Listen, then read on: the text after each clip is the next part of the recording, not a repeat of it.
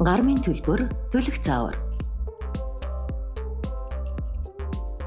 SocialPay аппликейшнийг ашиглан хэрхэн гармын төлбөр төлөх вэ? Өөрийн бүртгэлтэй гар утасны дугаар болон интернет банкны эрх ашиглан нэвтрэн орно. Нэмэлт цэс рүү орно.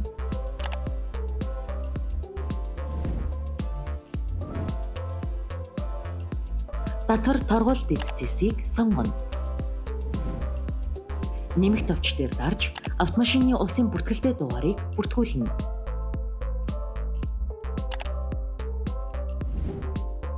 Карт холбох товч дээр дарж гармын төлбөр төлөх картыг холбоно. Автомашины улсын дугаард таны картын мэдээлэл амжилттай холбогдлоо.